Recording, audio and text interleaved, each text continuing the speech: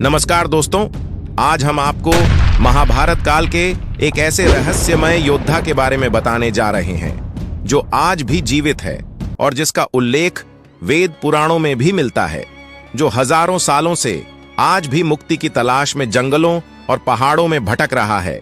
वो अनंत काल से किसकी खोज में है, यह कोई नहीं जानता।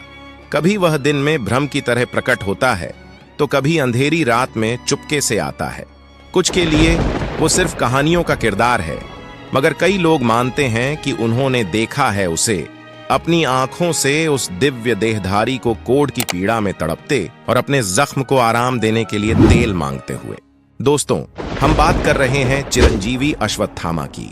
हिंदू पौराणिक मान्यताओं के अनुसार 8 चिरंजीवी हैं जो अमर हैं, और उनमें से एक है द्रोणाचार्य जी के पुत्र अश्वत्थामा, जिनके बारे में कई लोगों ने मीडिया में दावा किया है कि उन्होंने अश्वत्थामा को विभिन्न रूपों में देखा है। अगर आप चिरंजीवी अश्वत्थामा के बारे में नहीं जानते हैं तो इस वीडियो के अंत तक बने रहिए, क्योंकि इस वीडियो में हम इस योद्धा के बारे में कुछ ऐसी जानकारी देने वाले हैं जिसे जानकर आप दंग रह जाएंगे। तो चलिए दोस्तों, वीडियो की शुरुआत कर लेते हैं। मध्य प्रदेश राज्य के बुरहानपुर जिले से 20 किलोमीटर दूर सतपुड़ा की पहाड़ियों पर स्थित असीरगढ़ का किला अपने अंदर अनगिनत रहस्यों को समेटे हुए है। इन रहस्यों को लेकर लोगों की धारणाएं भी अलग अलग हैं। यहाँ के स्थानीय लोगों का कहना है कि महाभारत काल के योद्धा अश्वत्थामा गुप्तेश्वर मंदिर में नियमित रूप से दर्शन करने आते हैं। दर्शन के बाद वे रात के तीसरे पहर में शिवलिंग की पूजा करते हैं और फिर किसी के उठने या मंदिर में आने के पहले वापस चले जाते हैं। कुछ लोगों का दावा है कि उन्होंने अश्वत्थामा को अपनी आंखों से देखा है, लेकिन क्या यह सच है या केवल एक मिथक?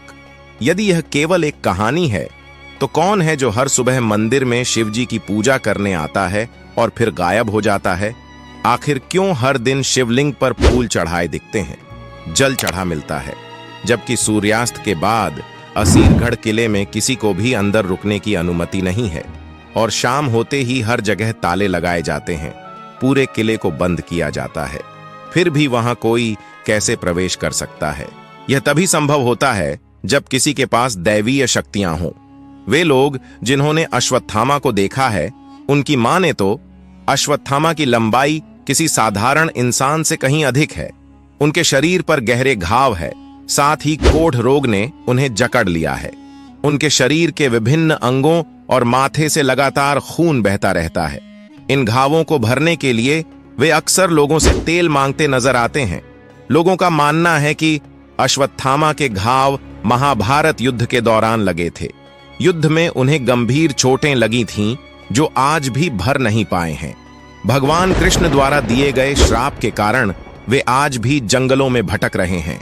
अश्वत्थामा के साथ महाभारत युद्ध के दौरान ऐसा क्या हुआ कि वे आज भी जीवित हैं?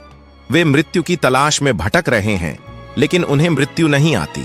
यह जानने के लिए हमें महाभारत के उन प्रसंगों को समझना होगा जहां से इसकी शुरुआत हुई थी। दरअसल जब अश्वत्थामा का जन्म हुआ, तब उनके गले से घोड़े की तरह हिनहिनाहट जैसी आवाज निकली, जिसके कारण इनका नाम अश्वत्थामा पड़ा। जन्म से ही अश्वत्थामा के मस्तक में एक अमूल्य मणि विद्यमान थी, जो कि उसे दैत्य, दानव, शस्त्र, व्याधि, देवता, नाग आदि से निर्भय रखती थी। भगवान शिव से प्राप्त उस शक्तिशाली दिव्य मणि ने अश्वत्थामा को लगभग अजेय बना दिया था। दोस्तों, महाभारत युद्ध में अश्वत्थामा ने अपने पिता गुरु द्रोणाचार्य के पद चिन्हों पर चलते हुए कौरवों का साथ दिया। वे एक वीर योद्धा थे जिन्होंने युद्ध में अद्भुत पराक्रम दिखाया, जिससे पांडवों की हार निश्चित लगने लगा था, क्योंकि गुरु द्रोणाचार्य और उनके पुत्र अश्वत्थामा ने मिलकर पांडवों को युद्ध में लगभग पराजित कर ही दिया था। लेकिन श्री कृष्ण ने कपट नीति अपनाकर युधिष्ठिर से झूठ कहने को कहा। युद्ध के दौरान यह अफवाह फैला दी गई कि अश्वत्थामा मारे गए हैं। हालांकि यह सच नहीं था। जो मारा गया वो वास्तव में अश्वत्थामा नाम का एक हाथी था। युधिष्ठिर से सत्य की पुष्टि करने के लिए जब पूछा गया तो उन्होंने कहा, अश्वत्थामा मारा गया है, परंतु वह हाथी था। किंतु भगवान कृष्ण ने शंखनाद कर दिया जिसके कारण गुरु द्रोणाचार्य हाथी शब्द को स्पष्ट रूप से नहीं सुन पाए और पुत्र अश्वत्थामा की मृत्यु के शोक में डूबे गुरु द्रोणाचार्य ने अपने शस्त्र त्याग दिए। इस अवसर का लाभ उठाकर धृष्टद्युम्न ने गुरु द्रोणाचार्य का सिर काट दिया। जब अश्वत्थामा को इस कपटपूर्ण योजना का पता चला तो वह क्रोध से भर गए और उन्होंने भी युद्ध में कपट नीति का प्रयोग करने का निश्चय किया। रात के अंधेरे में मौका पाकर अश्वत्थामा ने द्रौपदी के 5 पुत्रों को सोते हुए ही मार डाला।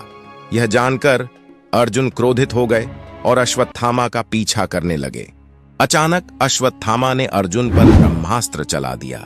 अश्वत्थामा को ब्रह्मास्त्र चलाना तो आता था, लेकिन उसे वापस लेना नहीं आता था।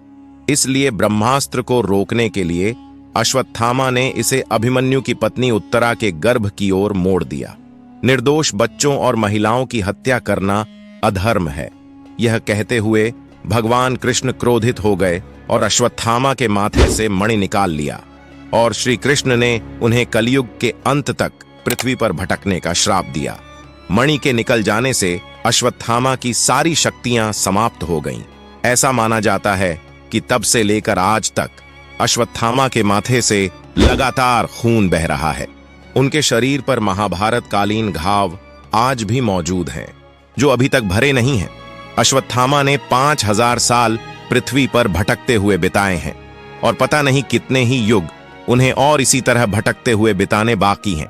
दोस्तों, यह जानकारी अच्छी लगी तो वीडियो को लाइक करके कमेंट बॉक्स में जय श्री कृष्णा जरूर लिखें और ऐसी ही जानकारी पाते रहने के लिए हमारे चैनल को सब्सक्राइब करके बेल आइकॉन दबा दीजिए। मिलते हैं अगले एक और दिलचस्प वीडियो में। तब तक के लिए जय श्री राम।